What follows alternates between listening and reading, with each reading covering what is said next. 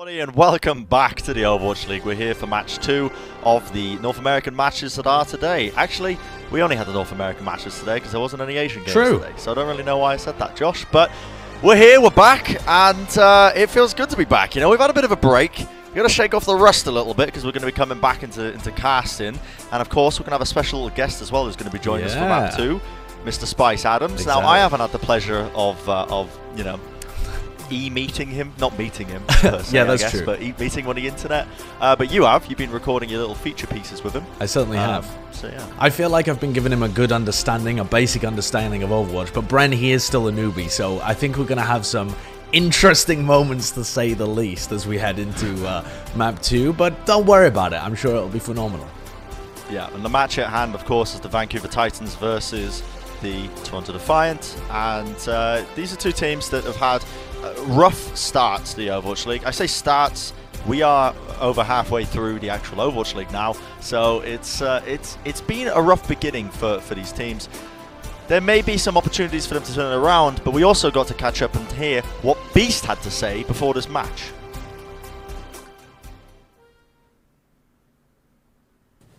We're feeling very confident going into our next match against Vancouver. We beat them last time in the May Melee, and we've improved a lot since then in terms of communication and strategies. And yeah, we're going to beat them again.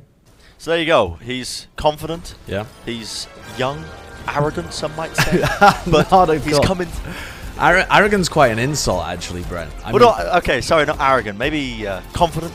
Yeah, I mean, they did beat the Vancouver Titans last time these two teams faced up, and that was in the qualifiers for the main melee. And both of these teams, okay, to be in the qualifiers in the first place indicates that you didn't do so well at the beginning in the group stages, but that was a very close game. That was a 5-map series that either team realistically could have taken, and Toronto kind of squeaked out the win in a 5-mapper. But Toronto haven't been doing too badly recently, so yeah, I can see where he's coming from. Yeah, a couple of, I say additions, but Shockwave coming into Vancouver Titans has been great for them because statistically you can see that this is the stats from the match itself, from the main melee, from Vancouver versus Toronto, and statistically you would expect the team that wins to have a higher team fight win percentage, but that is not the case, or at least it wasn't the case with the match that we're going to be watching again, this rematch. Yeah, and I think part of that is because Vancouver dominated in the maps that they won. They came out with the win on Hollywood and Temple of Anubis, where they kind of rolled Toronto. But the most important thing to look at here is, even though the team fight win rate is so high, they weren't getting the first elimination very often whatsoever. So, I mean, Shockwave himself had an amazing performance during this game on Echo. But from the sound of it, when we were talking to him earlier before this match, he seems to think like this could be even better for them.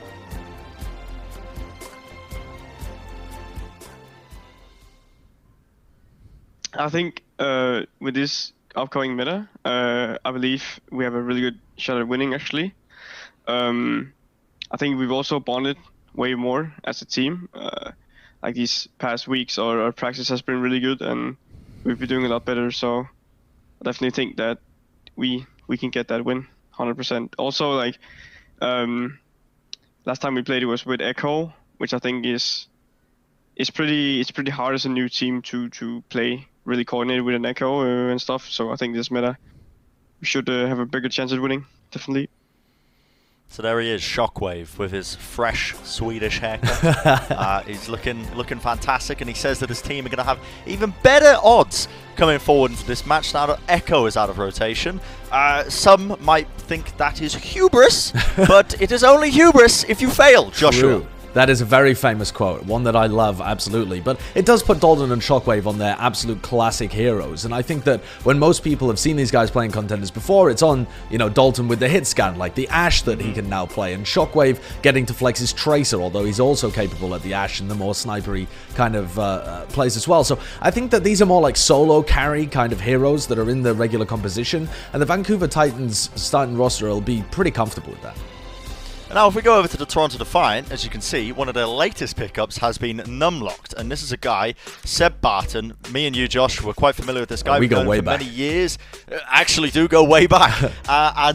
This is a guy who had an opportunity. Some of you long-time viewers of the Overwatch League may remember him in Overwatch League Season 1. He played for the Los Angeles Valiant, and let's be honest here, he got done dirty. He only got to play one map. It wasn't a particularly good one. They weren't really well prepped.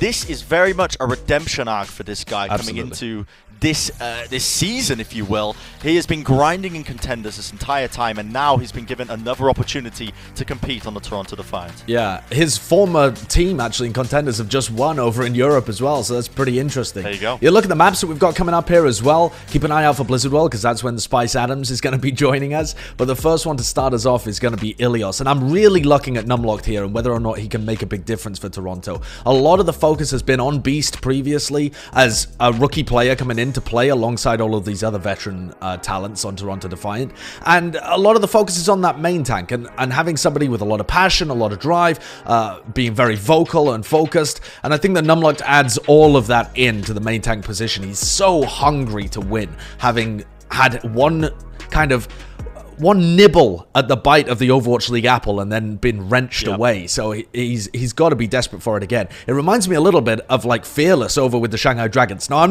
not making any claims that Numlock's going to be the next Fearless, leading his team to a domination in the North American scene, but I think there's a similar opportunity for a redemption arc. Just want to give a quick apology to the entire country of Denmark. Shockwave is not from Sweden. Yeah, he's Danish, actually. He's Danish. You're quite right. Yeah, so you're quite right. That was Jonathan Larson messaging me saying, Bren, come on, you're better than this. You should know the difference between Sweden and Denmark. I've visited both the countries. They're quite nice. They are. But here we have it. Vancouver Titans versus the Toronto Defiant. And they're going to start rolling out of the gates. We're on Ilios as map number 1. And the teams are going to start to get the ball rolling with a bit of double shield and a bit of double hit scan for both sides as well. That's why you see Surefour and Logix in the same lineup. And Vancouver Titans actually have swapped over their Tracer and their Ashe players. So now it's Shockwave playing on the Ashe, whereas previously it was Dalton in their previous encounter with these two teams. So we've got Dalton versus Logix. That's going to be sick. You see Dalton's just trying to pepper them from the back line here. Cause a bit of distractions. He's going to pull attention away to him. Almost able to get a kill, but the follow-up is there. Numlocked will fall. Nice little halt pulls them all together. Toronto Defiant immediately losing 2, but they're going to even it out and even cap up the point.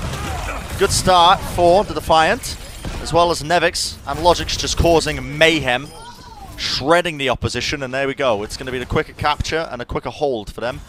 Able to get this first capture. It's pretty good, honestly, all things considered. But the Vancouver Titans are going to have another opportunity now as they start to roll out once more. It was Surefour actually that got the opening pick as well onto Shockwave, so 1-0 up in the Ashe war at the moment, and slightly ahead in terms of his ult charge. Did a bit more damage in the fight. Indeed. Dalton's still going to be searching for opportunities to get value out of his pulse bomb. Trying to take the 1v1, but ends up backing off preemptively, and that's a lot of the duels that you see with this composition when you see Tracer v Tracer. A lot of the job of these Tracer players is to try and create distractions, trying to keep the other Tracer player in check. Still Toronto in a pretty solid position. Kriv will fall though, which is not a great sign. You remove the Transcendence now from the fight, you remove the Discord Orb. Now Surefour wants to send in Bob. Try and contest, try and stall if he can, because they've already lost too many players here. Vancouver Titans getting a very solid entry onto the point. Still not a cap though. Numlocked as well, finding a couple of pickles here. Logic's waiting for that health pack, but the dynamite burns him down. Unfortunate.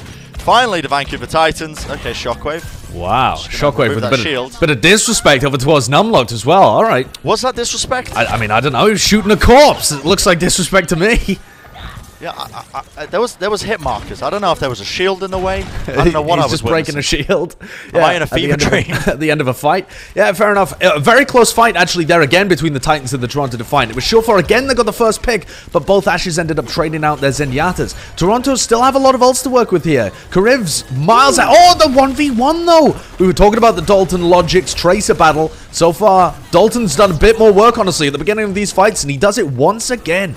As soon as the Tracer goes down, it is so difficult for Toronto to advance because they're relying on that Tracer to get into the backlines and open up space for their tanks to enter in. So if Dalton can keep shutting down his counterpart, this is looking great for the Titans to keep taking up their time.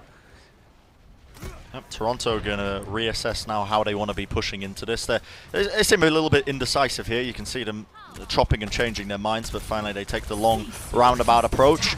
Going to see an early supercharger here by Shredlock as he tries to burn down the enemy team with the damage boost, giving his team all the tools they need to succeed. Dalton has that pulse bomb ready and waiting. A lot of ults coming out now as you see Gravitic Flux, Surefour. A quick little headshot wins the 1v1 against Shockwave there, but the counter Gravitic Flux comes out. Vancouver Titans trying to hold on to this point, but Logix is in the back line. He's aiming well. Karkar falling, finds the second one onto Shredlock and his team. That's a lot of space that he's just opened up for them. Steals the health pack away as well, so Rolf will not be so lucky. It's going to be the recap now. Toronto Defiant on 69% and ticking upwards. A very patient play there from the Toronto Defiant. Just happy to exchange all of the ults, get them all out the way, and then let Logix do his thing. He infiltrated around the left-hand side from Toronto's perspective, while all of the ults were getting traded out with basically no kills, all countering each other. The Trance is there to counter the Flux, etc., etc. So now Shockwave sends Bob in. He's going to open up stuff, draw the Toronto Defiant players towards the point as he tries to enter with this Amp Matrix. Yep, Bob's job right there is just to contest the point, try and pull some players away towards it. You can see Rolf lays down the amplification matrix. Enough damage is put through it to really bring down the rest of the Toronto Defiant. Just in the nick of time as well, with 99% on the clock. Vancouver Titans going to be flipping it over, and we are in final fight territory now. Toronto Defiant, are they even going to be able to get near this point? They have Bob, I suppose. Surefour is able, if he's able to get a line of sight onto the point, he will be able to use it, but 5% left now, Josh. Cruz has gone over to the Lucio, actually, and Logix is going to be able to touch. Surefour goes down the right at the beginning of this fight, and there's really no healing whatsoever for the Toronto Defiant. And with Surefour dead, that's the ult gone as well. Toronto are trickling in. They looked like they were in control of this round for almost all of the time, but it slipped out of their grasp at the final moment, and the Titans are definitely favored in this final engagement. Yep, Logix is going to have to go huge. Cruz are going to have to get some environmental kills. They're trying to stall it out. They're doing a pretty good job of keeping the overtime going. Now we see Bob coming back in. This could be a bit of a turnaround for them. Numlock's moving over to the Wrecking Ball as well, just to try and stall it. Bob, though, gets shredded, melted onto the point, sent straight back to the scrapyard. And the follow-up is here. Toronto Defiant might just be clutching this one up. They've got the stall. They traded out, but now the Transcendence. The Vancouver Titans desperately using any ults they've got at their disposal. Gravitic Flux sent out here as KSA just trying to send the players up and packing back down again. The supercharger will be enough, the nail in the coffin, if you will, as the Vancouver Titans, a little bit scrappy, but they do secure round number 1. Certainly looks like we've got a game on our hands, though. Pretty similar to the last time these two teams faced off. A lot of points being swapped, decent ultimate usage from both sides, and Dalton and Logix letting their presence be shown throughout.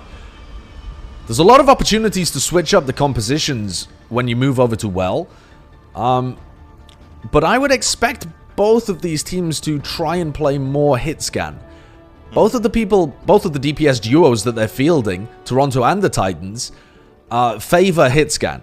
They can play some flex DPS, but some of the projectile stuff, but generally speaking, Dalton, Shockwave, Logix, and Surefour have their best heroes over at the hit scan role.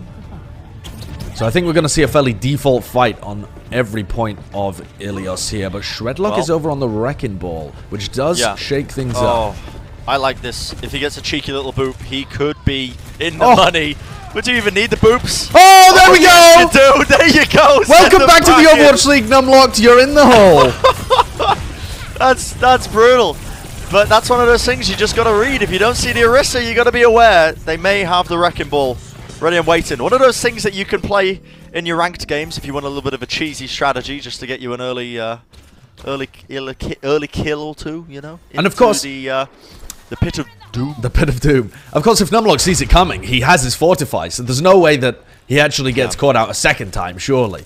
The Toronto Defiant, I think, are slightly favored in the compositional matchup if they don't get booped into the hole, but it is difficult to push back into any control point.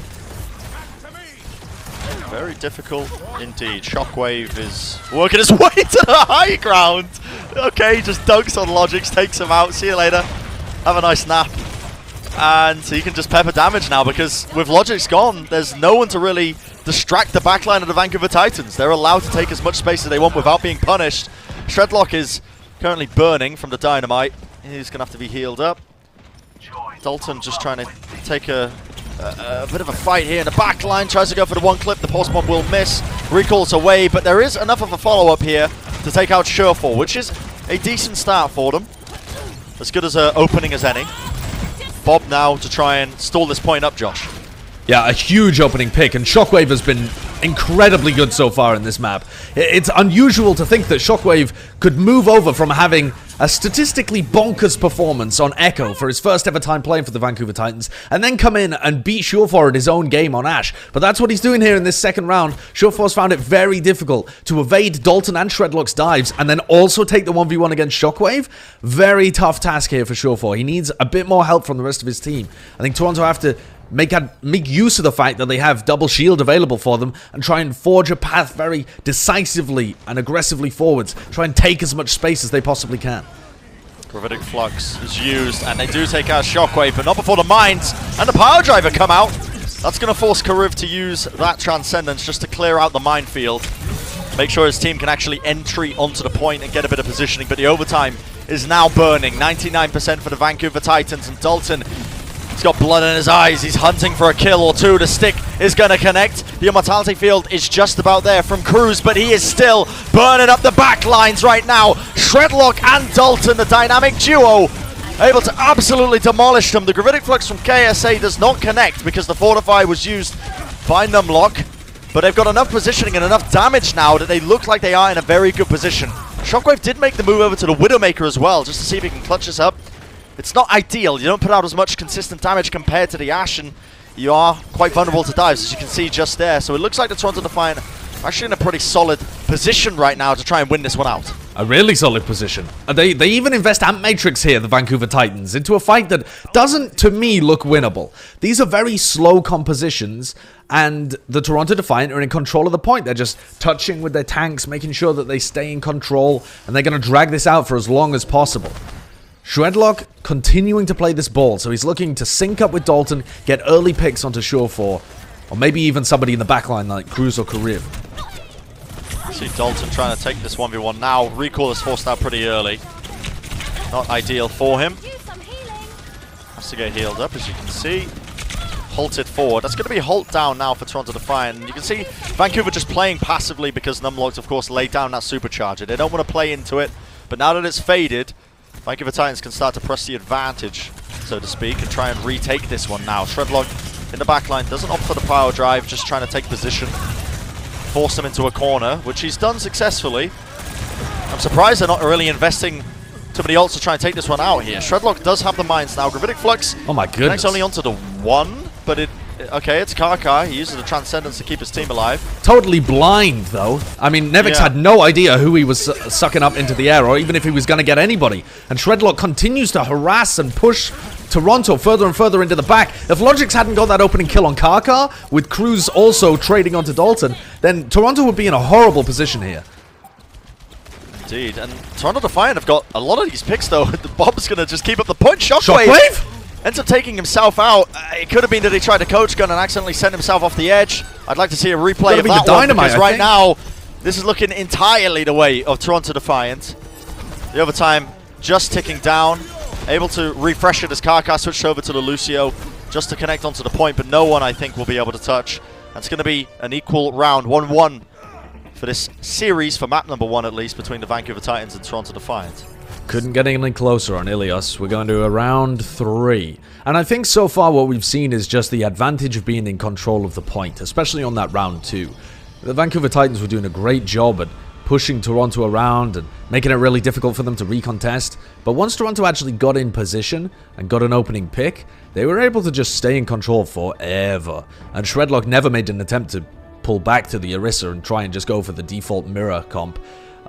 Maybe a slight overinvestment into a bit of an off-meta strategy with the ball. But we're going to go back to some pretty basic stuff here. Again, the mirror with both Shockwave and Surefour picking up the Widowmaker this time. It's longer angles. I do like it. It makes a lot of sense. And Surefour, he's a very accomplished Widowmaker. He knows these angles like the back of his hand. Ilios Ruins, though, it's a Widowmaker's playground because of these long sightlines, as you said, Josh. And Surefour opting to not take the Widow 1v1. He's just trying to put in consistent damage. Really just kind of trying to goad Shockwave into trying to take this, you know, the rookie versus the veteran. Surefour, one of the most long-standing players we've got in the Overwatch League, versus the new young gun himself. Shockwave going to be taking the middle angle, just searching for a head to hit. You can see he wants to try and take this 1v1 against him, and Surefour goes down. You love to see it. I love the confidence to be able to take a fight like that. Logix knows he has to do something here. He's pressuring him hard into the back line. But Shockwave is going to be healed up, though, despite the fact it will not help in the end. As Logix with the Discord Orb advantage takes down Shockwave. He's still causing havoc in the backline, whilst the Toronto Defiant were able to just create space. And a big part of that, I think, was the fact that Surefour just focused on the front line, as opposed to trying to take out the back line. I totally agree. I think Surefour got as much work there done as he would have hoped for. In fact, they forced Shredlock and KSA to use a Halt and a Rock on Surefour instead of on the front line, giving the tanks for the Toronto Defiant an advantage. But they're not going to have an advantage for very long if Shockwave keeps hitting shots like that. Kariv sent to the Shadow Realm, and Logix now, his job is to harass the Titan sniper. An unreal performance from Shockwave. Post bomb, though, from Dalton. Not able to get the kill, and Cruz will take him out, but the point does flip over into the favor of the Vancouver Titans. Not for much longer, though, because Mr. Logix is here. And oh my goodness, 3 kills for him. He wants to make it a 4th, but quick little grapple away. Shockwave does not want to be part of your frag highlight reel, despite the fact that we have some very talented video editors who are currently making videos for the Overwatch League. True, there was a competition that just went on with the May Melee highlight reel. I don't know whether voting for that is still open, but you can certainly go and watch the top 5 at the very least.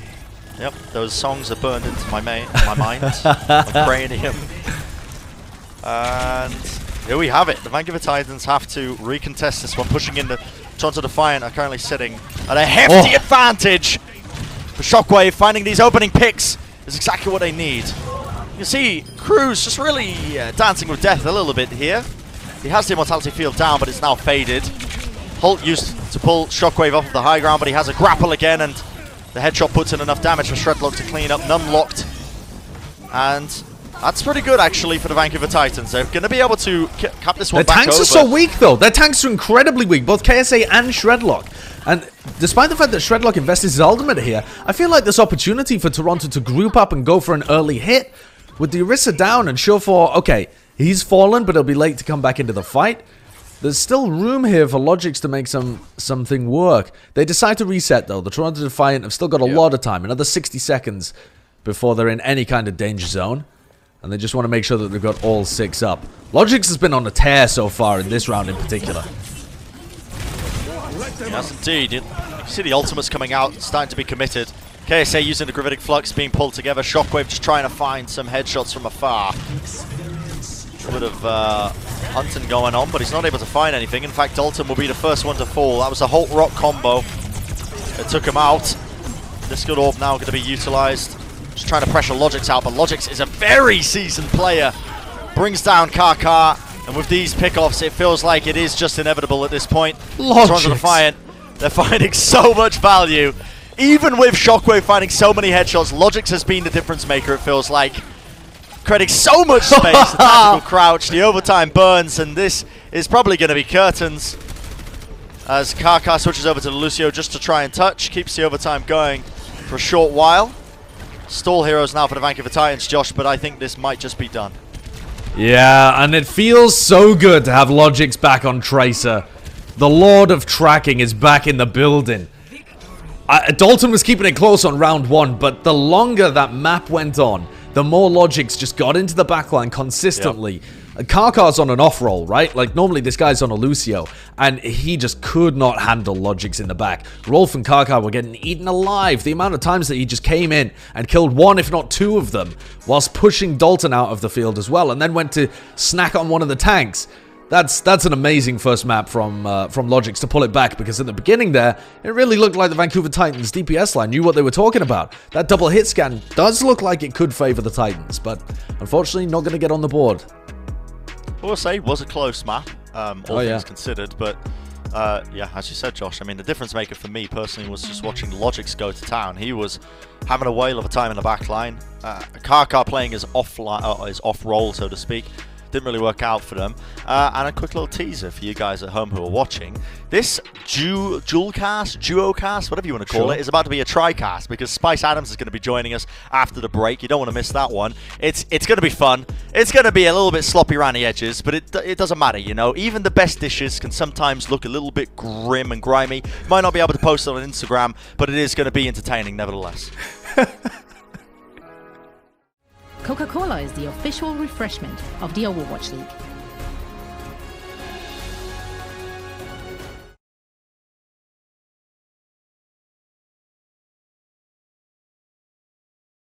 Hello. Hello.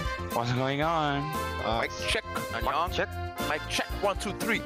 What should we change our icons to? We need an icon. Overwatch Lite. This is the best icon in the game. This guy you sound like you're a sponsor. Overwatch Lite, the best icon in the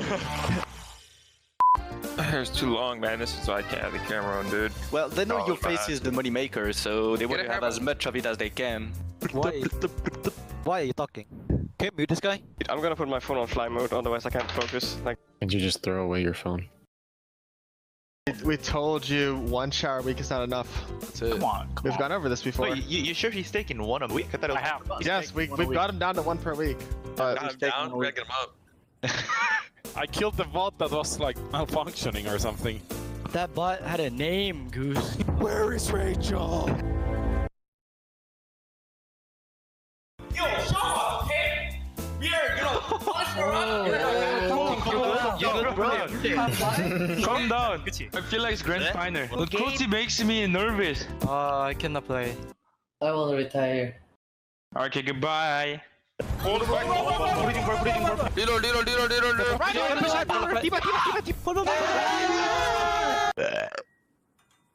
Good thing I have the Overwatch League app to get my tokens. Where's the handformer? How dare you? Forget about the handformer. Troy, after we cap, we hold right side together. No. Nope. Okay. What are you gonna do during your 2 weeks breaks? Alarm. I don't know. Overwatch. Professional. Or what, going outside? I don't know. What are you gonna do? Make girlfriend? In 2 weeks? Enough for Poco. Just 1 day. You can play. Okay.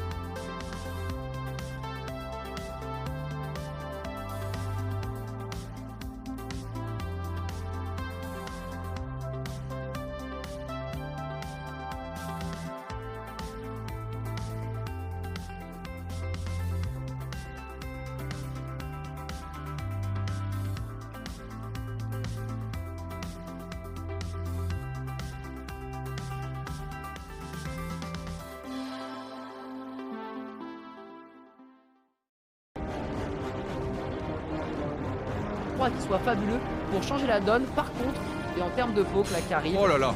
Oh, qui arrive. Sur la front des Vancouver Titans qui devrait pouvoir avancer. Il effectue un énorme travail, la Shockwave. Well, for the rain. That is going to be a big shadow on the side. Can they actually find anything? Yes, they can. Of course they can. Runnel held back in the corner. Here comes the Flux. Nice Flux. Both supports from so low, and KSA finishes them off. He just did the Leroy. Leroy!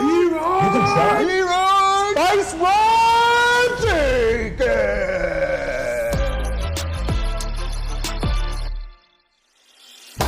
You see his belt buckle and says BAM. It does. This guy's got style. Oh, snap. So she turns her fingertips to waffles and shoot out flames? Because they look like waffles right now. All right. Do you want to give it a shot with the commentating again, Spice? What is our hero? Oh, she just turned into somebody else. She turned to a whole waffle. She got an orb of harmony. Somebody came with like a guitar and she just played a harmony really fast. Boom, boom. Oh, I got stunned. Oh, but I'm back. Man, you already know I got curly hair. I need a haircut. Need to go to the barber shop. You call it soda. I call it pop. Overwatch League, I appreciate y'all, man, for bringing me in with open arms, man. I feel the love. I feel the love, baby. Hello everybody and welcome back to the Overwatch League. We've got a very special guest joining us for this map, the one, the only, Spice Adams. He's here, he's in the building. The crowd is going crazy! Man, I'm doing great, man. Blessed and highly favored. Exactly. Yeah, we're gonna be heading into map 2 of this game shortly. Now, Spice, you were just watching. What are you making of these teams thus far? The Vancouver Titans. Oh my gosh! Defiant, what are you thinking? This is crazy. This is organized confusion right here, man. I don't know what is going on, but it's a lot of shooting. It's a lot of running. Oh man, it is all over the place. It's everywhere and nowhere at the same time.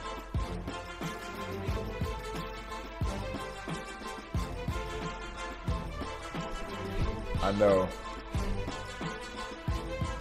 Oh, I'm muted as well. I've gone for the rookie failure here as well. I muted myself on OBS. Okay, what I was gonna say, Spice, is that it makes me look bad as your tutor when you say things like organized confusion. So I want you on your best behavior, all right? I've been tutoring you. You're familiar with the map. We've seen Blizzard World before. You know these teams a little bit. I mean, you've seen Logic's, but he's actually not even playing now. If I tutored you in football and I took you out on the football field, it would probably be the same thing. I mean, it would be like, oh, I don't know left from right. Like, I don't know what's going on. It would be the same exact thing. I think it would be the day I died, you can really feel like what's happening. I don't think my body is physically up to the ability to play football, honestly. But I believe in your brain. American football, we should say. Yes. Yeah. Not soccer. Not soccer. Apparently, it was the English that made up the term soccer. Yep. But we don't call it soccer. We call it football for some reason. I don't know. We're going to be getting into the game shortly. We have had a sub as well, actually, though, Bren. Yeah, we have. Zik coming in for Logic's over on the Toronto Defiant. I don't really know what this means, honestly. Like, it might mean that they're trying to play a bit more May, perhaps, but that would be really surprising to me. So I'm interested. But Blizzard World, Spice, you're pretty familiar with this map. We've had a tour around it before. Yes, I remember this. I'm not gonna sit up here and act like I didn't get your great tutelage. I remember this. Snacks Rambas. Oh yeah. Yeah. Go in there. Go in there. Go in there. You're a big fan of the food, right? What they've got to what they got on sale. What do they serve? There we go. They got a quadruple cheeseburger. Oh, they're just skipping past it. Yeah, they also sell Death Wings, which I was told after the fact is like a pun. Apparently, there's a character in World of Warcraft called Deathwing. Is that a thing? Yeah. I didn't know that. There is. Nah, I don't want none of that. It'll be spicy though. You don't like spicy food? Spice? You named yourself after Spice. Not too spicy. Okay. I know, but you know, I like being on the other end of the toilet and not. What, you like being a plumber? What do you?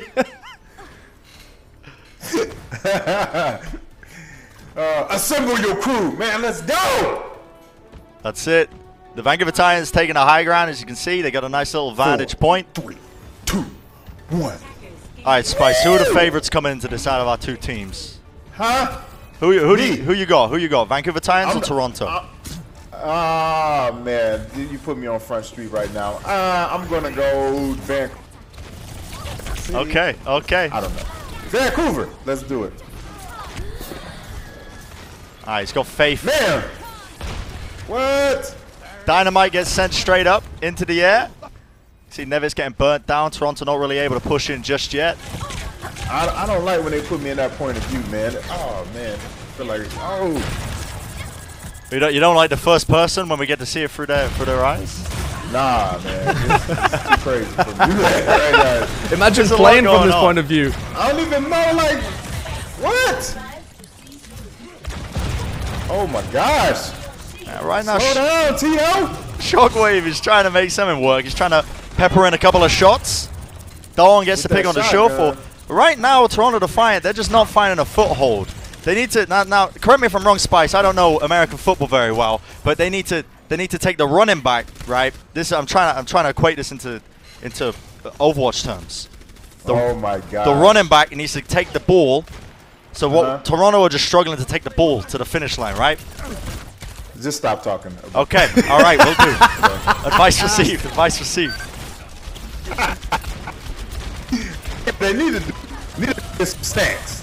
That's what they need to do, man. Like, I would be no. Yeah, they're actually working around the right-hand side. They're attempting to go into Snacks Ramos at the moment, but KSA is stopping them. This was an insane play. This guy's been so good. So good for the Titans so far. Oh, man. Come on, man. I mean, your team's winning right now. The Vancouver Titans, the team you predicted, they're doing well. They're holding on. You know, they don't need to press the advantage. They're doing well right now. They haven't had a lot of luck, but today might be the day, man, because I'm here. Exactly. With Spice on the mic, he's bringing the heat. Picante. He's not called Spice for nothing. Right. Just not too spicy. Not too spicy. Don't want to end up on the other side of the toilet. But wavy, for sure. Okay. Wavy. Oh, man. This is... What? What is that? Yep. Dropping down the bongo drums. They're going to see if they can get anything done. You can see Zeke actually laying down the post bomb. He took a lot of it out. KSA is going to be lifting them up, sending them back down again with a gravitic flux. Not really much getting done here. You can't even pick Echo, man.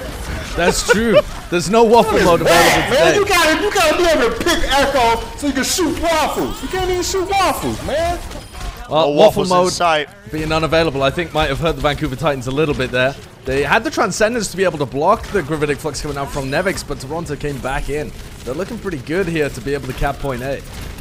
Man, what type of gun is that? Oh my goodness! It's called a fusion cannon, I think. Actually, it's one of the few guns. I don't know if that's right, Josh. I don't know if that's right. Imagine flying in the air with your hands like this. Man, you got to be a real bath. So your favorite character is Echo, and then she's not allowed to play right now. Do you have any favorite characters that you're seeing in this game right now? I know it seems like chaos in front of your eyes, but is there anything? Just now, man. If you can fly through the air and do like this and then like this, man, you wanted to. Oh, look at you got stuff flying around him. What is that? Those are the balls. Those are the orbs that he's shooting at people as well. That's Zenyatta. Karkar's doing a fairly decent job actually. That. You didn't tell me about that one, Sideshow. You get I didn't. Basketballs just flying around. Oh, look at that. The whole pulse bomb attempt. Oh! Nearly. What? He just throw the guns and then catch him. Man, this dude is unbelievable. Dalton. Dalton's turning up a little bit. He's doing pretty well. He's going to try and take the 1v1 in a little side room. He looked pretty. Shockwave has Bob. He looked like he ran. Bob gets some work. He sends it in. 4-2-40 guy. Exactly. But it looks like Toronto Defiant are going to be the ones coming out on top of this team fight. They had to use their ultimates that they've got available to them. The Gravitic Flux gets a lot of the damage done, and they're pushing this car forward, pushing the payload to the end finishing point. There's Bob as well. Say hello. Hello. Hello. Gets a pick and flies up. I had a kiss of death, huh? Yeah. I done jinx Vancouver, man. Yeah. Oh, it's a Centaur. Yeah, the Centaur. Yeah, actually, both teams are running the Centaur. For anybody who hasn't seen Spice before, he likes to call the Orisa the Centaur. Apparently, that's... I mean, it makes sense, right? She's like a half horse robot lady. I guess she is a Centaur, yeah. And Shredlock's getting close to his ultimate as well, speaking of Orisa. So I think the Titans are going to be able to come out and recontest this. They're going to fight over point B. Here we go. There we go, baby. There we go. You see a lot of ults being used onto the high ground, trying to push them away. The amplification matrix, little window, pumping in the damage. Kariv has to use his Transcendent. He's going invulnerable, healing his team up, but it seems like the Vancouver Titans are coming out on top. Must be that spice magic. Oh, stop at the vending machine. It's an arcade machine, I think. We're in a. Oh no, there is a vending machine over there as well. Yeah, see? Yeah, but exactly. Man, never go against a fat dude, man. I know what I'm talking about. I know a vending machine when I see one. They don't have time to stop with the vending machine, though. No time to stop. Vancouver need to press forward. Drink, man. They've only got 40 seconds left, Spice. 40 seconds. There's no time for a drink. No time to stop. No time for snacks. Toronto Defiant have got to get to point B. They're trying it. They're going to have to make this this move now. They're in the last fight, final fight territory, if you will. And they're trying to take the high ground up. You see ults being traded out here. Dalton used his post bomb. Didn't get anything done with it, though. A little 1v1 that's taking place all over the place. It's chaos. It's pandemonium, Spice. Dynamite's going to get sent in. Not much time left. Toronto Defiant making it work, though. Only a couple of seconds remaining. They're getting the picks they need, but Dalton might be able to catch this one up, though, for the Vancouver Titans. He's found 2 kills, 3 kills for him. No one's able to touch, really, though. And now we see the overtime coming over. KSA on the ball. He's trying to stop this car in its tracks right now, but Nevic's going to try and turn this one around so low, but the Gravitic Flux ends up going out, gets 2 kills for his team. Dalton still alive, though. Gets the stick as well to fade away. Not good enough. It's going to be the Toronto Defiant getting that cap, so they get a bit of extra time now to push this one in. Surefall really the difference maker at the beginning there. Found 2 immediate picks. I know that that's what you're about to say, Spice. I know that you were on the ball there. Is this real time? this is real time. We're not speeding anything up. This is the pace of the game right now between Vancouver and Toronto. They're going fast into this. Stop, man. Nobody press fast forward. They're Toronto Defiant, though. They're trying to press fast forward right now. You can see them using the ults. They've got a couple of pickoffs. It's looking pretty good for them right now. The Vancouver Titans have got to try and stop them here, but with Dalton going down like that, it's not ideal. Man, what is going on? Toronto Defiant rolling it forward. I think that's the cry of the Vancouver Titans coaching staff right now as well. Watch out for the candles. Can the candles burn? No, the candles can't burn you. Don't worry about the candles. It's just a fancy chandelier anyway. It just adds to the gothic atmosphere out here at the bottom of Blizzard World. Snap. Man. Futuristic candles. No harm done. Harmony. There you go. Zyke. Uh-oh, come on, 97%. Here we go. He's destroying it, 99%. He's almost got that ultimate available to him. The pulse bomb comes out. Doesn't get anything done with it, though. Toronto Defiant, they're closing this one up. They've got to try and clutch it now. The Vancouver Titans, they put down the amplification matrix. They're sending the people in, but it is all sure for in the kill feed right now. It's collecting names, collecting heads, if you will. And that is going to be a completion. They get all 3 capture points in the end, Spice. And I gotta say, you know, you said it's because, what did you say earlier? You said that you kind of cursed them a little bit. We call this in the industry when we say one thing and the other happens, it's a caster's curse. Yeah, we call it the kiss of death. The kiss of death? Kiss of death. That's a bit more brutal, honestly. You know, it is a bit brutal, the kiss of death. Oh, man. That's my bad. My fault, guys. I shouldn't even said anything, man. I'll direct the Vancouver Titans to you if they end up losing this map. Yeah. Oh, the reign of the Black King. The reign of the Black King. You're talking about me. I don't know if you guys know. That's a shout out to your boy. Put on the game. Oh, you ready for battle already? Yeah, we're nearly ready for battle. Another 30 seconds. No downtime. No downtime vending at all. machine. Let's stop at the vending machine, guys. We don't have time, Spice, to stop at the vending machine. Oh, man. How you can't go out to battle on an empty stomach? That's true. Maybe Toronto should stock up, but they're already setting up for the defense.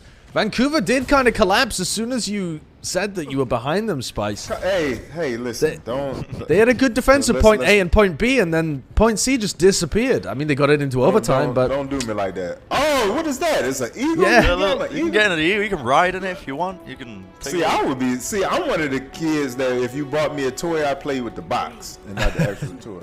Yeah. Yeah, that was me. Attack objective A. That's it. Vancouver Titans going to get a chance to attack now. We'll see if they can live up to what Spice was expecting from them. You know, I got to say, if they end up losing this map, I would feel like the disappointment from losing the map would be twice-fold if I knew Spice Adams was cheering me on. Oh, Dalton is running a 4.240. Oh, my goodness. Move, man. Get on the roller coaster. Yo, he's going for a little flank. There's no time to be rolling on the roller coaster right now when his team's trying to win. They're trying to push it in, as you can see. Trying to get the capture or control of the point. A lot of damage, though. Toronto Defiant, they immediately take out 3 players of the Vancouver Titans. What? Unfortunately, Dalton couldn't quite get enough done, and he's going to fall as well there. I love that. Unfortunate. I mean, they saw. Who is Kariv? Kariv is Yeah, out here. Kariv really is out there. He was doing so much damage to the front line. Put himself in a forward position because he knew that Dalton had flanked. So he knew that if you hang towards the back, you're closer to Dalton because he's gone for this big flank around the side. Trying to sprint, as you were saying, Spice. Dalton was rolling, man. Are you a big roller coaster guy, Spice? You like theme parks? I have been, man, recently, man. Recently?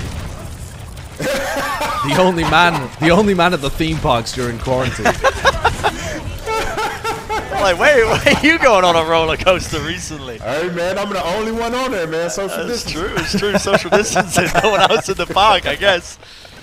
Should be admitting to breaking into the theme park, Spice. But here we go. Don gets the post bomb. He's cracked it wide open. And there you go. Vancouver Titans. They take this capture and they're going to get it. That's what we do. Titans. Vancouver. Yeah, pretty sick play from Shredlock and Dalton. A Holt pulse bomb to open that up after they'd already forced out the Immortality Field, I think, from Cruz. So that cracks open. 4.5 minutes. That's much better than Toronto had done on their attack, but we know it can change in the blink of an eye. Here we go, baby. The Pylon Terrace. It's looking spicy. Picante, if you will. I don't know why I got Spice in the mind. Maybe it's because I got Spice Adams with me. But that's what it is. That's what it is. I got that effect. Yeah. I got that effect, man. Charismatic, some would say. Spice, I need a little bit of advice here, because when I'm looking at the analysis of these two teams and what they should do in the next fight, I'm coming up blank. So what would your strategy be here? My strategy right now would stop at the vending machine, get you something to drink, right? Recharge yourself, right? Then you get on a roller coaster, right? Bam! Now you have recharged your battery. Boom. Now you're ready. Right. Now you go up top. A mental Shoot reset. from the top. See, you see, they listening to me. They're listening. Shoot everybody from the top, right? And then you camp out. You camp out for like 5 minutes. Dominate the high ground. Right. Dominate the high ground, man. And then your best defense becomes your offense, or vice versa, whatever. Sometimes you gotta overstand me, man. You can't understand me. That's true. Now, have you been reading Sun Tzu, The Art of War? You make yourself invisible. Well, you asked, so I'm trying to tell you. Sombra's banned, unfortunately, this week. What happened? Sombra's removed. She's the only one that can go invisible. Out of fight. Dalton's going to try and turn this one around. It's pretty good right now for the Vancouver Titans. I'm not going to lie. They can still turn this one around. They got players on the point right now. They're looking pretty good, Spice. Yes, sir. Yes, sir. Oh, what's that? They just built a whole big old blob right there. What is Dude, get out of here. Trying to find it. Tearing through them, but the heals are there. Rolf is doing enough there. Again, the wall comes up. But the heals are there. The Immortality Field as well. It's a little ice wall, you know? The ice wall in the middle of the slushy. A little bit like a slushy. Very solid slushy. Yeah. Trying to break through it. Toronto Defiant, though, they're good for the time being. They're holding on to this checkpoint. They forced the Vancouver Titans away. So, going to get a bit of downtime now. As you said, Spice, maybe they can pick up a couple of refreshments, you know? Spend a bit of time on the Eagle roller coaster. Y'all, they making slushies and stuff like that, man. I mean, it's the summertime. That would stop me in my tracks. A slushie right there. You have me. I'll fall for that every time. I've never had a slushie before. I'm going to be real. Really? Yeah. What? Yeah, that's my admittance. I've never had a slushy. I don't know if it's is it an American thing? Josh, you seem surprised as well. Are you kidding me? I mean, I think American people like them. Why would you even say that if you never did? Like, why would you verbalize that? I was confirming with you. You know, I was saying, I know what a slushy is, but I've never had one. Oh man, our friendship just took a dive. Is this my fault? Do I need to? Do I need to take a break? All right. You look like an egg. And you've never had a slushy. I don't look like an egg. You're thinking of Josh. Oh, Josh yeah. is Lex Luthor looking dude. Yeah, that's me that looks like an egg Spice. Listen, I know. On, man. You're right. I can't. It's okay. It's okay. All British people, we look the same. We sound the same. Except I've still got hair and I don't look like I'm approaching 40. That's the difference maker. You said we was going to have this problem.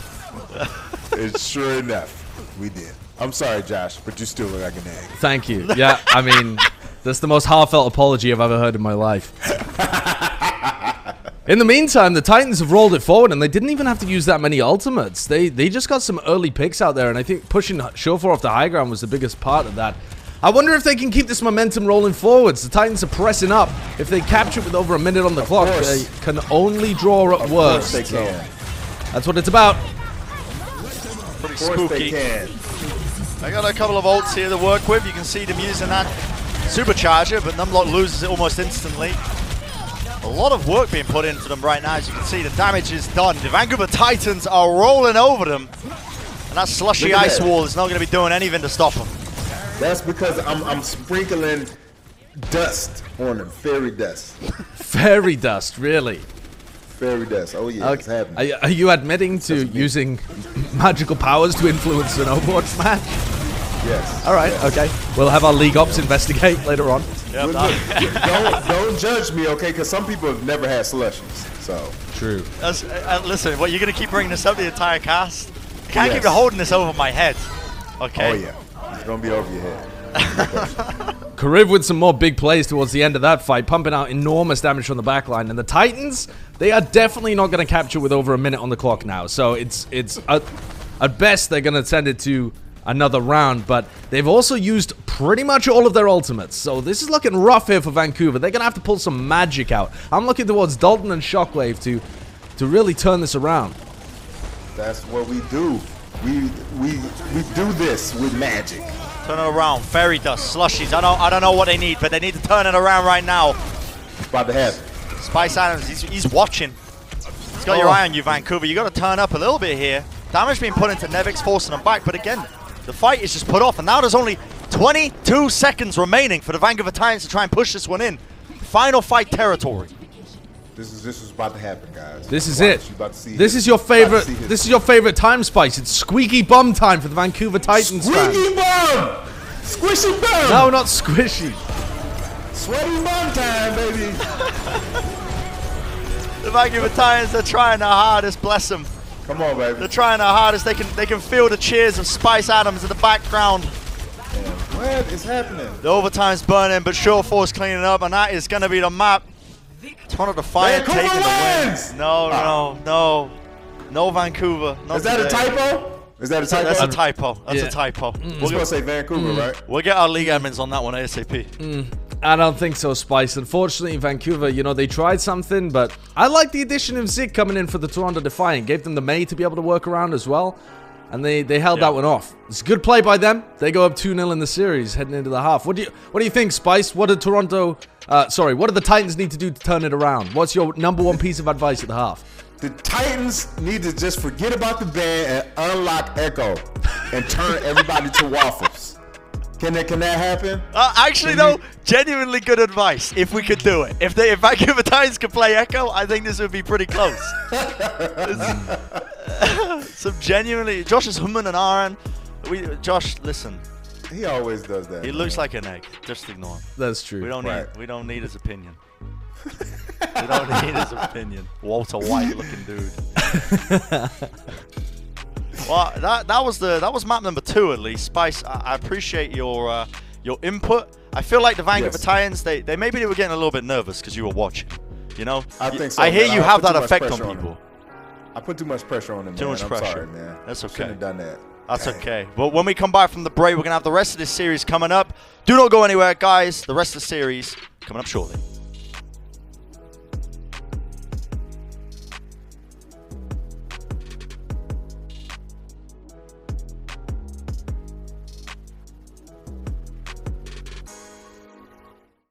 The Overwatch League is brought to you by T-Mobile. Switch today and rank up to America's largest 5G network, T-Mobile. And by State Farm.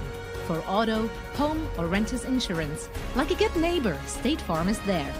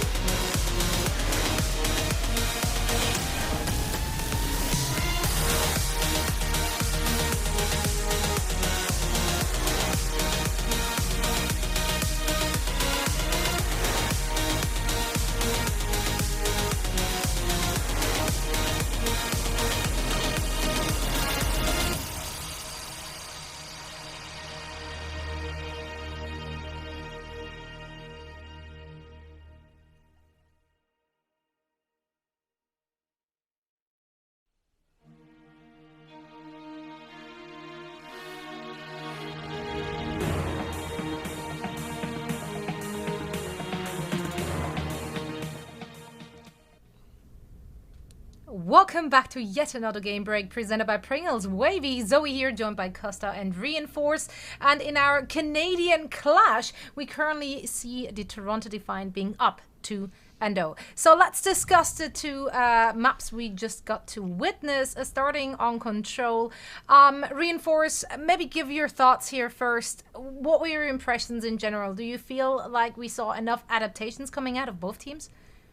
Yeah, well, this was a pretty exciting match going into it, and I think we, for the most part, saw pretty similar compositions. I think one standout moment on the first map was actually Numlocked getting booped into the well, so I apologize for bringing that up. But we've seen mostly double shields so far, and it was quite an intriguing match because I think there is a lot of question marks surrounding both of these teams heading into the second half of the season. So it was a bit of a back and forth where some players stood out. Primarily Logix on the Tracer was just like booming people. It was insane. And then you had Shockwave pop off on the Widowmaker to sort of try to bring it back. So it's been a very interesting match so far, and I think we're seeing some of these individual players really stand out and turn the series on its head. So quite an incredible match so far. Could you maybe break down, though, how they actually ended up dropping that second round? Because, quite frankly, they got it up to 99% and they seem to have it, but once they lost control of the point, they never regained it. Why is that?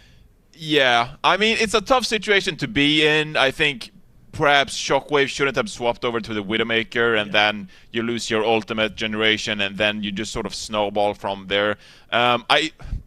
Costa, would you disagree with me if I said that, well, you know, it sometimes it's hard to recapture that point if you get rolling with the ultimates, especially because the angles are so pretty hard on that round specifically. So sometimes we actually see these big turnaround, these big swings specifically on that round. So yeah, Vancouver sort of threw that one, and I think that snowballed later on into the series where Toronto on Blizzard World looked even better.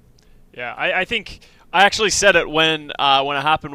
They were at 99%. Vancouver was on that well round, and Toronto capped it. I'm like, that's actually a really bad cap to lose, because what happened is they took an extended fight. By the time that finishes and everything is said and done, Toronto goes to 40%. They had an ult advantage that came in. Vancouver came in with another fight, ult v ult. They lose that fight, and then after that, they have to make a rush to make it back to the point. So the whole thing just snowballs out of control, and we do see that on Control from time to time. So Vancouver just needs to make sure they're cleaning up their play and make sure to not sort of get panicked when things start going wrong. Now, on Blizzard World, we saw some subs coming. Logix was subbed out. We saw Sig coming in. Did you guys feel like that actually had an impact, or not so much? I think you could really see the reason why on the Toronto Defiant defense. At first, we were like, why is Zik in? He's just playing Tracer. If you're going to play Tracer, just keep Logix in. He's been playing phenomenally. But on the defense, Zik came in, played May. I think he did just fine on both. I don't think there were any glaring issues. I think he did pretty solidly, and they ended up getting the win, so you can't really complain about it at that point. Yeah. You know, it is a bit worrisome, though, because we've seen this in the past in the Overwatch League where you sub in players for, for their specific heroes, and so you want to utilize them on some specific maps. But sometimes that can hurt you. And I definitely could have seen a world here in which Dalton would have won that Tracer 1v1 against Suk, and then it just snowballs into a very bad Blizzard World round for the Toronto Defiant. So I think it was a bit of a risk, and, you know, it ended up well for Defiant. They won the map overall, but still, a bit of a gamble in my opinion, but I could see why they would put him in for the May. Now let's take a look at our crunch time presented by Pringles Wavy, and which players made it in there. It's going to be a Zenyatta head-to-head, so of course I have to pass this one on to you, Costa. Yeah, well, we're going to talk about Kriv, and I actually noticed this more on Blizzard World. They're putting Kaka on the Zenyatta instead of their flex support on the Zenyatta, and this is a massive risk to take, as you can see in this stat card. Yep. There is a massive difference. Kriv is doing more than double the damage of Kaka. And if you're putting a Kaka, someone who's known as a main support, and a Lucio against a veteran Zenyatta in the league on Kriv, it's gonna have this disparity. So they got to be careful. Instead of putting Kaka on that Baptiste, they're putting him on the Zen. And me and Johnny were trying to work out what the differences in these two teams are. And I think this is such a glaring issue. That's so much damage that isn't being done. There's so many assists that aren't being converted. So, and just the number of deaths. So if I'm the Vancouver Titans, I would make sure to look at this in the future. Obviously, you're not going to change anything in this match, but Kaka either needs to drastically improve on the Zen, or they need to start, moving things around. Yeah. Absolutely. I think primarily offensive assists is the one stat you have to look out for. Kariv's 30 to Karkar's 17. I think that's a big issue, specifically now when you've buffed Discord Orb, so it is 30% more damage taken. So it's pretty big. I think you have to pay a lot of attention to Orissa's Halt as well as Zenyatta's Discord Orb. And when you have such a big difference in offensive assists for the Zenyatas, that just tells you how much the team is trying to utilize those Discord Orb, that damage buff for the team. So Toronto Defiant running away with it, much because of Kariv's Zenyatta play. Well, let's see if they can actually keep it up. The teams are ready for that second half, so we're going to send it back to the casters. But a short reminder that for our next match during the first game break, we're actually going to have a special guest. It's going to be Tay Zonde, who is joining us for a game break. So that's going to be fun. Make sure to stick around for that. And now we're heading back over to Josh and Bren. The Overwatch League is brought to you by Pringles Wavy. Big crunch, big flavor.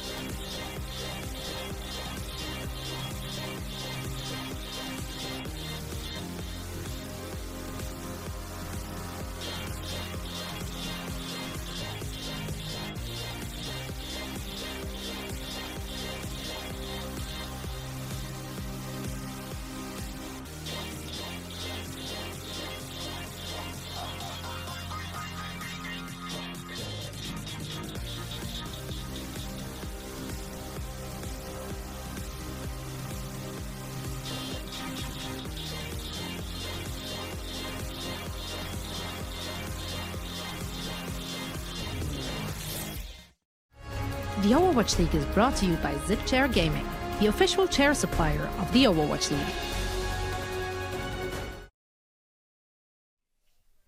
Welcome back, everybody, to the Overwatch League, and unfortunately, just me and Josh here to bring you the cast from now on. Although Spice Adams did threaten to send a slushie to my house, so there was that. Was it a threat or was it just an offer? I couldn't really tell. Depends how much slushie he sends. That's true. Also, can you even get a slushie delivered? That's another fact that I couldn't really wrap my head around. Might melt. Is that possible? At that point, it just becomes a drink. Yeah, just a sugary drink. I mean, I don't even know what's in a slushie. What is it, just ice with syrup? Yeah, I think it's just ice and some kind of syrup. It's very basic. Okay. Honestly, mate, you haven't really missed out. I was just placating the Americans, but you haven't missed out that much. Sure. You felt peer pressured? Of course. With Spice in the call. Of course. He was like, you haven't had a slushie? Josh was like, yeah, you haven't had a slushie? What are you doing? I'm a sheep. Anyway. If nothing else, I am an egg and a sheep, Bren. We got the rest of this match to go, of course. Shockwave, we got a continuation of his little interview of what he had to say before coming into this game. Let's take a look at that. I had some, of course, obviously I was with the team a bit before the match, so I got to practice and I got somewhat to know the guys. I think one thing that really helped was that KSA is on the team, and I played with him before, and he's a really good friend. So I think that there wasn't any potential barriers that were to be broken or anything social-wise. So I think that really helped us bond and as a team just be straight towards each other. So yeah, I think it wasn't that big of an issue. I also think my personality, I'm not that shy of a guy, so I think I fall down pretty fast, get to know the people pretty fast, and yeah. Well, that was an interview by the one and only Shockwave. He was just telling us, of course, just to reflect on that, it's interesting that he feels that he can just fit into any team because he's such a personable person. You know, he's not really quite quiet. He likes to, he just gets along with people. And a former, that's what I took away from that interview, at least. A former teammate as well of KSA, who the two of them played for Raspberry Racers, and they're now playing along, or rather opposite, Numlocked, who previously played for the British Hurricane, which interestingly is the same as the EU Contenders Finals that we just witnessed down in Tier 2, so you can check that out as well. It's like the OWL equivalent of the finals that we just had going on. We're going to be heading into Temple of Anubis. That is the map, and we're going to see, can the Toronto Defiant seal the deal? Will they get that third and final map, or will the Vancouver Titans bite back? Will Shockwave use all of his power of friendship and magic, like a Care Bear, other things? Yeah, a bit like a Care Bear, I suppose. But interestingly, though, Brent, Anubis was one of the maps that the Vancouver Titans kind of demolished on when it was in their previous matchup. Now, the meta has shifted slightly, but it's not shifted massively, so I could see a world in which this ends up playing out favorably for them. I certainly don't think that Dalton and Shockwave have been an issue whatsoever in this match. There might have been moments where Shofar and Logix in particular have outshined their opponents, but generally speaking, the DPS for the Titans have done a great job. I've personally got to agree with the desk in that it seems to come down to the damage that's being outputted from the backline. And it's kind of interesting to see that Karkar is playing the Batiste now. You can see the Vancouver Titans rolling out, and instead of playing on the Zenyatta where he was going up against Kariv trying to duel with the Zen, he's moved over and they've kind of swapped the roles up a little bit. I don't know whether that was pre-planned or whether that's an on-the-fly adjustment that they're making here. But it's interesting to see because these seem like the more natural lineups for the backline of the Titans. You would think, right? You would definitely think. With Rolf, he's a seasoned veteran of himself. Interesting to talk about, actually. A guy who has quite a storied history in Overwatch that we don't really talk about too often, but Shofar realizes you can't actually jump up onto that ledge. He's going to be waiting for his team to go on. This is reminiscent of the Great Bamboozle when Shofar was playing on the LA Gladiators. Yeah. Is he going to wait for the rotation and take the high ground? Maybe. Yeah, I think so. This is quite a common off angle though for Widowmakers and for Ashe players because you can get this big dynamite behind the shields and then you can jump up on the high ground and get a lot of damage in from the side as well. It means that the Sigma shield has to be redeployed in a different area, and Dalton! Oh my word, what a shot from him! Yep, that is punishment by definition. KSA will fall though. Quick little icicle takes him out. And Toronto Defiant have a huge advantage now coming into this as well as Shockwave falls. No more May. It's going to make it nice and easy for the Toronto Defiant to just waltz onto the point. They're going to take positioning quite handedly. Force them away out of this corner. They are slowly contesting just a little bit here. I'm surprised that Toronto Defiant don't want to press the advantage anymore, but it appears that they just wanted to clean up a couple of the stragglers behind them, and now they can start to move forward and force them off the point. I like this patient play, though, from Toronto. They're waiting for Vancouver Titans to push back in. They know that they'll have the shield pressure, and Numlock gets the pick on Shredlock. Shredlock and KSA have honestly been getting worked in the tank neutral by Numlock and Nevix. And I think that coming into this match, we had a lot of questions about whether Numlock would be an upgrade over Beast, whether he'd be able to have a large impact. He's playing the Orisa here, obviously, as well, which is notoriously quite a low-impact hero. It's difficult to be able to tell just by looking at an Orisa player how much they're really doing in a fight, but Numlock's doing well, and the tank battle has been going in their way, but Dalton's got something to say about it, sensing the Bob and the Dynamite, and that's that first attack. Absolutely crushed. Oh my goodness. Yeah, Bob was putting in a bit of work there. We actually get to see some value out of the Bob uppercut, you know, when he charges into people and sends them flying up in the air. Dalton took full advantage of that. Took out Kariv almost instantly. And the Vancouver Titans are at least holding on. So you can see that they have 5 ultimates to work with here. Toronto Defiant are coming up to a lot of their own. They've almost got 6 available to them. Just going to wait for Nevix and Cruz. But opportunities abound for either side to start to make some moves. But if they get picks like that, I mean, that's pretty much curtains for the push. You got to give it up, essentially. Yep, total reset there. And Vancouver are starting to build up to Dalton's ultimate again. So they're in a pretty similar position ult-wise. That was a very economically good fight for them to only bust out the Amp Matrix and come away with the win. Now, what on earth is going on here? Touch the spawn door. That's the ranked strategy, but they're really going for it. KSA up on the high ground, and they're going for a full-on spawn camp here on Anubis. What is this? I don't think I've ever seen a team commit to this before. Forward holds, yes, but a full-on spawn camp? Yeah, in Anubis, it's interesting. Sureforce worked his way in the back, though, and ultimately, I mean, he has to force to use the bulb here to try and turn this one around for the team. Toronto Defiant are forced back almost to the initial spawn area. I mean, it's absolutely absurd. The Gravitic Flux now going to be used. Toronto Defiant have to answer with their own Transcendence just to stay in the fight, and they're finally getting some pick-off. So, Karkar had the Discord Orb on him. Kariv chased him down. His team were able to find this pick. Still, eventually, the Toronto Defiant will win this fight, but it's about how many ults they use in the process of doing so and how much time it takes. There's no chance that, even if they full team wipe, like they almost did there, Toronto cannot really get into point B because it just takes too long for them to be able to push all the way forwards. But the Toronto Defiant have actually engineered themselves an ult advantage by doing that. They didn't really use too much. They forced ults out of the Vancouver Titans, and they played the clock as a resource instead. Yes, it took them a long time to get out of spawn, but they didn't use very much to do it. And so Toronto still looking good with 4 ults available to push in here. Here we have it. A lot of ults being utilized. You can see the Supercharger and the Amplification Matrix by Toronto was laid down. They had such a massive ult advantage. It was hard to believe that they wouldn't be coming away with at least some capture progress. 64% and counting. Zeke going to be using that Blizzard as well just to lock them down onto the point. The kills flooding in for Toronto right now as a kill feed of Red. And Red is definitely what they're seeing right now as they are finding so many pickoffs left, right, and center.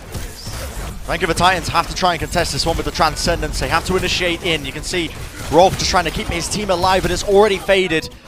They get 1 pick off for it. Traded, though, in the end. It's still a positioning advantage right now for the Toronto Defiant. Going to be able to cap this one up as soon as they clean up that play, and there you have it. It's going to be 1 minute 57 seconds on the clock. That's what they've got to work with here, Josh. And it all comes back to that question, was the forward hold worth it for Vancouver Titans? And I think the answer with the benefit of hindsight has got to be a resounding no. Because although they managed to lock the Toronto Defiant in spawn for quite a while, a reasonable number of team fights, honestly, they were forced to use ults to hold them there. And I think the Titans massively overinvested in the ult department, and Toronto ended up coming out with 4 ults versus 1 and just storming into point B. Anytime that you lose point B, and even if you give an ult advantage to the attacking team, a significant one like that, you're not looking too hot, because Anubis point B, you don't have to do crazy things to be able to hold it. It's very defenders favored, so I think the Titans are going to be kicking themselves about that one a little bit. Even though they were winning the engagements, they are going to lose the overall war. Almost feels like psychological warfare, you know? I mean, there's a term for it, Brett. Get in their heads. It's a Pyrrhic victory. It's when you win, but you take so many losses that you are destined to lose the next fight. And that's I think, exactly what the Titans did by spawn camping. I've been learning that firsthand, Josh. I've been going to war with the ants in my house. They've been breaking into every little crevice they can find. The skirmishes are wearing me down. Sure. Mentally and physically. A battle of attrition. Yeah, that's what it truly is. I mean, ants, there's more biomass of ants on Earth than there are humans. You can look that up. That's a fact. Okay, a Brennan-approved fact. He doesn't normally give you facts, chat, but this time he will. Yeah. Vancouver Titans have an opportunity to attack now. Making a couple of moves over to the Hanzo. Sometimes we see Hanzo come out on this first section of Anubis. Always reminds me when the Vancouver Titans tried this strategy with Bumper. Yep, the Bumzo. The as it Bumper was known. Hanzo. Yeah, didn't work for that team in that iteration. Will it work now? That's the question. Well, we're about to find out. Nice Hulk pulling them off with the high ground. And that's going to give the Vancouver Titans a bit of space now. They can work forward. Numlocked with the perfect timing to avoid that May wall as well. He just gets out in the nick of time. He had a Discord orb on him as well, but he gets back to the safety of Cruz's immortality field. This game is a battle of positioning. Who can take the most space without expending the most resources? You can see the Vancouver Titans have gained a lot of leeway. They're able to work all these off angles. Dalton is on the high ground, and this is a brutal position to be in if you're the Toronto Defiant, because you have to deal with so much at once. Already you see Surefall being pressured out. He will go down, but not before Shockwave falls, which is a good trade away for the Toronto Defiant. Taking away the May player. A good answer to it. Nevix falls as well, and now the Toronto Defiant are looking a little bit split here. The Vancouver Titans on the attack, steadily winning this one, and it is that war of attrition. It doesn't matter if you're fighting ants, the Toronto Defiant, or just general warfare. Sun Tzu can attest to that. All it takes is a small little grain of sand to snowball. I don't know where I'm going with this. Well, it sounded very wise while you were talking. Thank you. But Thank you. Unfortunately, once I didn't we got to the finish end strong. Of the I didn't finish strong. No, you absolutely didn't. The Vancouver Titans won that based on positioning. Like you said at the beginning of the fight, once KSA gets on the high ground as Sigma and Dalton's on the other high ground, there's nowhere safe for Surefall to play, and the tanks are just getting shot at from all sorts of different angles. So a great take. Just focusing on fundamentals from the Vancouver Titans, and they are very close to a lot of ultimates. This is going to be a big engagement. Decent opportunity to just keep this momentum going and set a very fast time. They break through the wall. Oh, they don't lose anybody as well. Shockwave had to use that ice block just to get through the choke, but they are in this little dark area of the map. And we see Dragon Strike comes out. It's going to be sucking a couple of players in. Ice block has to be utilized here by Zeke just to try and survive it, but Numlocked will fall. Numlocked going down. The ultimates are now starting to come out. An absolute flood of utility being used to try and take this fight. You see the damage. The Hulk comes out. The Gravitic Flux, though, from Toronto Defiant to try and turn this fight in their favor. Remember, they're on the defense, but they need to get some bodies onto this point. They've almost capped it up. Only a couple of seconds remaining and a couple of percentages. No one's really stalling this one out, but finally, Kariv does build up the Transcendence, heals up the rest of the team, and stops the bleeding. Enough. Wow. Just in the nick of time. 97%. That was so close. And I'll tell you who the clutch players were there. It was the supports for the Toronto Defiant. Cruz with an amazingly timed immortality field that he threw down just as Shockwave froze him up, which meant that he couldn't get killed and he stayed at the back of the point. He delayed just in time for Kariv to get his Transcendence up. And then Kariv and Zik coming in with their ultimates managed to turn it. But wow, what a close one for Vancouver. And they only need a single tick. It seems like we're going to be in a similar time bank position for both teams, because in about another minute, the Titans will have their ultimates up once again and can be in a position to try and lock this one up. Yeah, the Titans close to the time of the Toronto Defiant. You can see they have 3 minutes to work with, but by the time they actually get onto the point and invest the team fight, winning ultimates and win the team fight, if they do, it's going to be pretty equal. Now you see Numlocked using that supercharger. You might be asking yourself, well, why would you do that? Well, it's just to buy a bit of time, because it forces the Toronto Defiant to play a little, or forces the Vancouver Titans, I should say, to play a little bit more passive and Toronto Defiant capitalize off that straight away. They're able to take much more aggressive angles off the back of it and win that team fight just off the back of a singular ult. And they've built themselves up a bunch of other ultimates as well. With the time, sure, but also with the extra damage that the Supercharger provides from Numlock. They've allowed Nevix, Cruz, and Kariv to build up their ults. What a shot from Shockwave. I'm not sure it's going to make that much difference, but it does allow them to enter point B fairly easily here.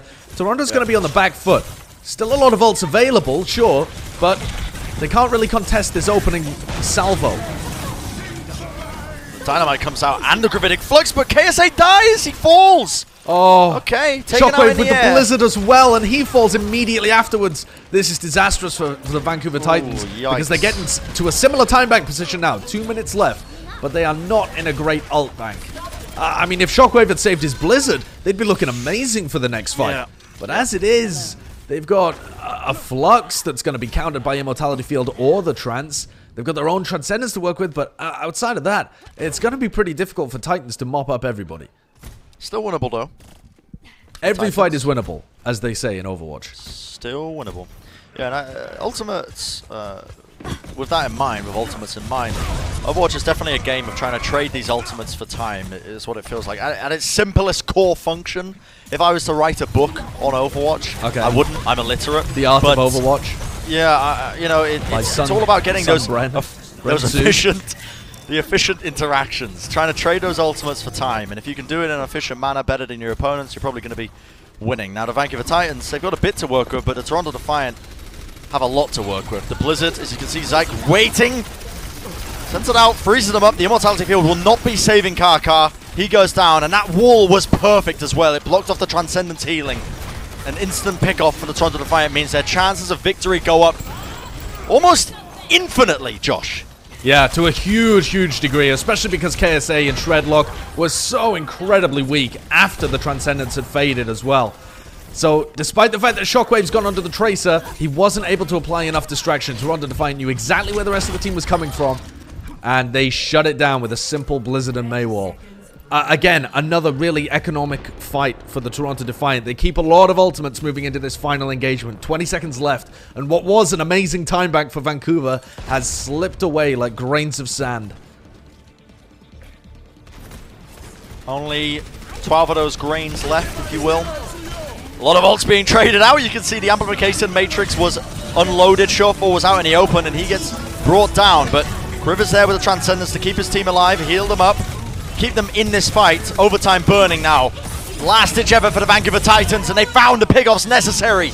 Everyone is falling. The Vancouver Titans may have just done this in their moment of need. Shockwave was the one to open it up, and they are going to be able to get that final capture. But the downside to that is it means the Toronto Defiant have 2 minutes to try and get one tick to win this map. Drawable, as they say. That's what Drawable. the Vancouver Titans players will be thinking. They just have to hold on. Their point A defense, not that great the first time around, but could be workable with only 2 minutes on the clock. And Vancouver, the reason that they got point B there was just because they had the confidence and the ultimates to run it down main. They just plonked down that amp matrix, and they immediately got a pick, and they surged down after it. And I think sometimes you need to be not giving your opponents too much respect. You need to try and take angles aggressively. You need to try and take space away. And I think that that's what Toronto need to do here as well. They need to not allow the Titans to be in a position where they can build up their ultimates, get Showfor in a nice position, and just try and push forward. Here's the replay of that final fight as well from Shockwave's perspective.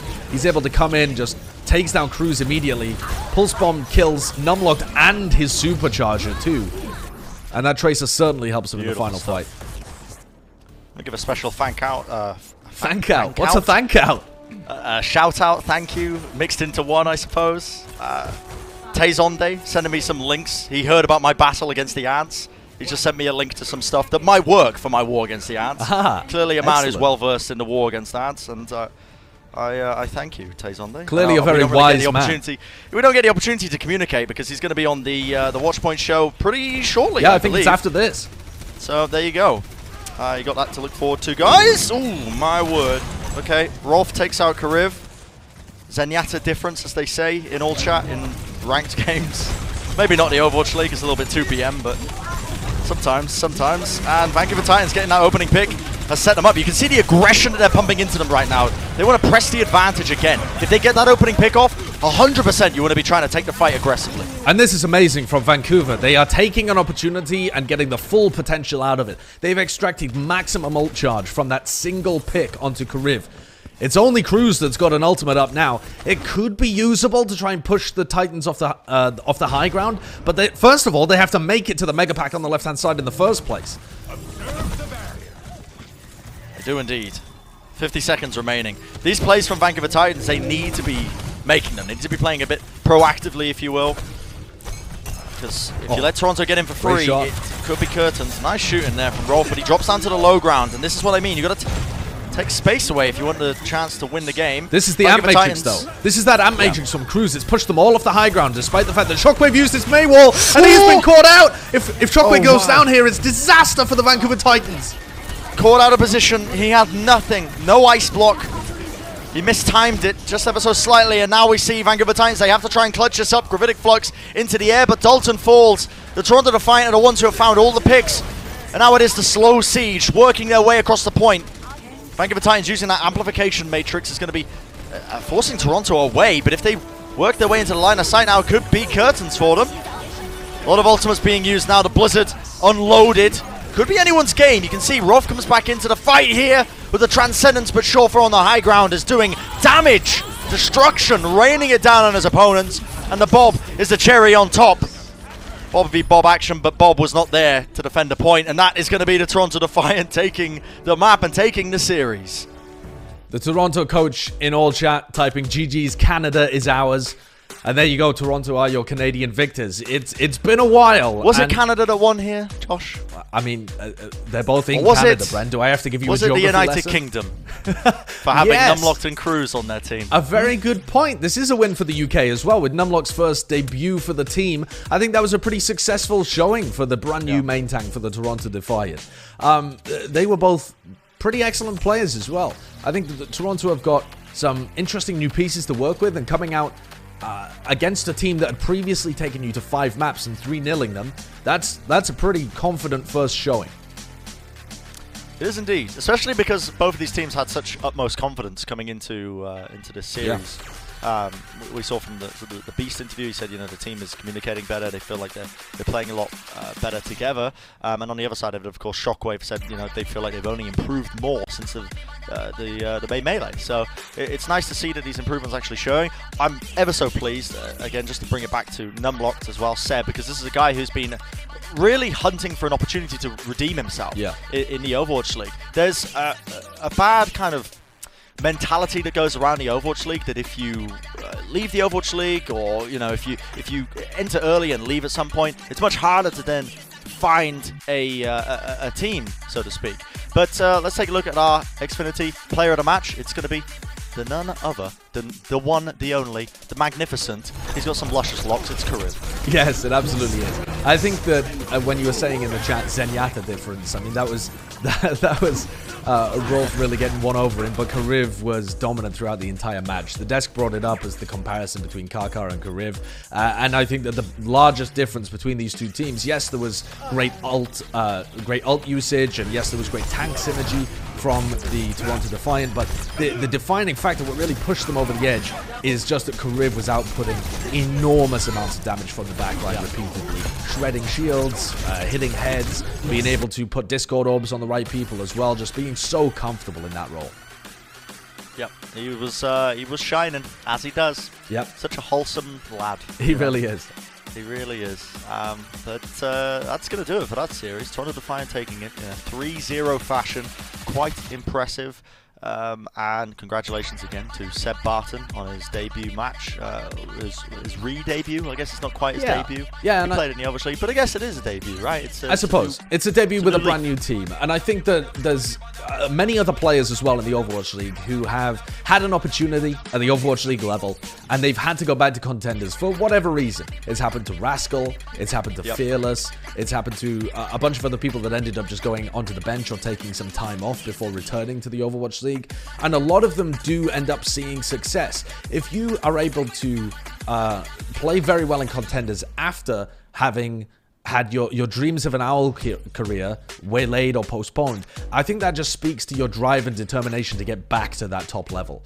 And Numlock's definitely one of those players. And I think once we get an opportunity to see him play other heroes outside of the Orisa as well, we'll get a better feel for how much of a difference this makes for the Toronto Defiant, both in terms of their comm structure and maybe some individual play as well. Well, coming up, we've got a little bit of a teaser, if you will. If you haven't looked at the schedule, if you've just stumbled across this live stream, firstly, hello, welcome. I'm sorry that your first introduction to the Overwatch League was me, but we've got the Los Angeles Valiant and the Washington Justice. Just had to look at my second monitor there, just as a little reminder. But yeah, that should be an interesting one, especially with some of the acquisitions that Washington have made permanently. We're not going to discuss it in detail. I'm just trying to essentially stretching a little bit, both physically and using my mind and tongue to tease this interview that's coming up. We're getting there. And in the halftime of that, Brent, we've also got Tayzonde appearing on the desk as well. So guest appearances all over the place today. We're celebrating some of the people who are fans of the game, and I know that Tayzonde is actually a big LA Valiant fan. He's friends with the people that used to be up at the top end of it as well. So he's pretty diehard. That in itself makes it seem like he's going to be incredibly biased, but who knows? Who knows? He might end up being a big fan, or he might be very impartial and an excellent analyst. We've just got to wait and see. Yeah, might be coming for Custer's job. I don't know why I just direct and shade at Custer.